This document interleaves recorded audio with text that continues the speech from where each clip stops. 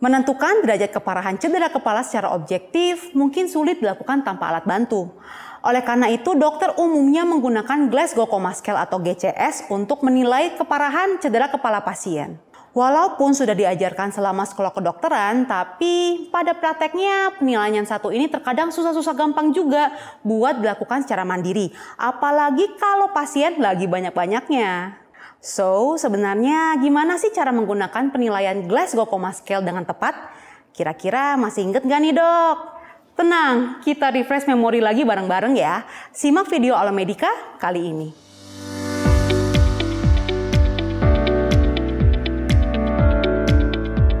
Halo dokter, saya Dr. Gia dari Alomedica.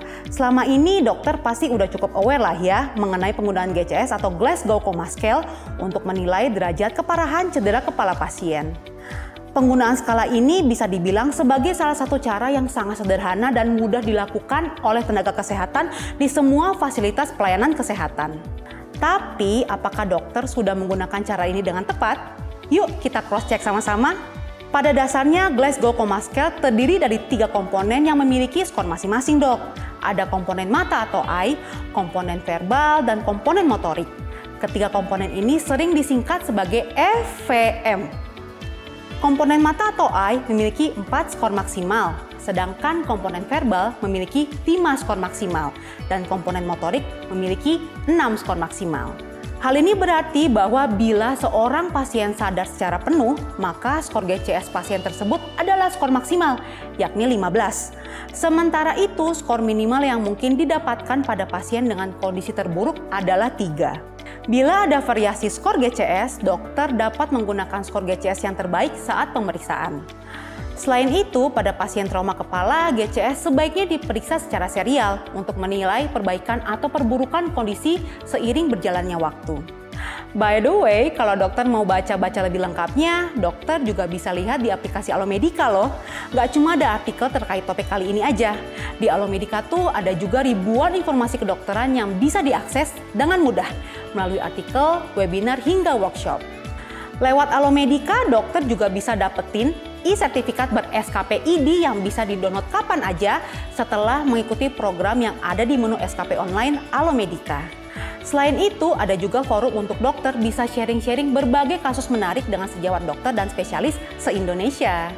So, langsung aja download aplikasi Alomedica sekarang di Google Play dan App Store. Nah, sekarang gimana nih cara menentukan skor dari masing-masing komponen GCS? Pertama, kita akan membahas mengenai komponen mata atau eye. Kalau pasien bisa membuka mata secara spontan tanpa stimulus apapun, dalam artian bisa membuka mata secara mandiri dan mampu mengarahkan pandangan, maka dokter bisa memberikan skor tertinggi yaitu skor 4. Nah, kalau pasiennya baru bisa membuka mata ketika ada rangsangan suara, misalnya ketika dokter panggil-panggil namanya, maka dokter bisa kasih skor 3. Tapi kalau pasien hanya bisa membuka mata waktu dokter kasih rangsangan nyeri, misalnya dengan cubitan gitu ya, maka dokter bisa berikan skor 2. Lalu kalau pasien tidak menunjukkan respon buka mata sama sekali, sudah dipanggil, sudah diberi sentuhan dan rangsang nyeri sekalipun tetap nggak ada respon buka mata, maka dokter bisa memberikan skor 1. Oke, next komponen kedua yang perlu kita nilai adalah komponen verbal. Jika pasien bisa menjalani percakapan secara normal, koheren, misalnya kalau dokter sapa apa kabar, dia bisa jawab, dokter minta pasien memperkenalkan diri, dia bisa, dokter tanya apa keluhan yang dia rasakan, dia bisa jawab dan tercipta percakapan, maka dokter bisa berikan skor tertinggi yaitu skor 5. Kalau pasiennya bisa menyusun kalimat yang bermakna nih, tapi kalau diperhatikan ada disorientasi, nah dokter bisa berikan skor 4. Lain lagi ceritanya kalau pasien bisa kasih respon dengan kata-kata tapi kata-kata tersebut tidak koheren. Jadi kayak nggak ada juntrungannya gitu ya, tidak bisa menjadi struktur kalimat yang jelas maknanya. Maka untuk respon verbalnya bisa dokter berikan skor 3. Namun jika respon verbal yang diberikan pasien hanya berupa menggumam, maka dokter bisa kasih skor 2.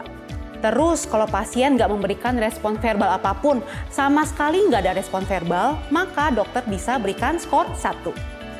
Sedangkan kalau pada kondisi tertentu pasien jadinya nggak bisa dinilai karena pasien sedang diintubasi atau sedang mengalami kondisi lain yang tidak memungkinkan respon verbal, maka dokter boleh memberikan keterangan berupa tanda NT atau not testable. Komponen selanjutnya adalah komponen motorik. Jika pasien mampu memberikan respon motorik dengan normal, apalagi kalau bisa memberikan gerakan seperti biasa dengan lancar, maka dokter dapat memberikan skor tertinggi yaitu skor 6. Kalau pasien bisa melokalisasi nyeri, maka dokter bisa kasih skor 5.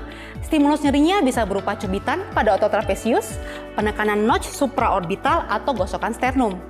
Sambil diperhatikan, kalau sampai saat diberikan stimulus nyeri, terus anggota tubuh pasien bergerak menuju lokasi stimulus nyeri tersebut, barulah pasien bisa dianggap dapat melokalisasi nyeri.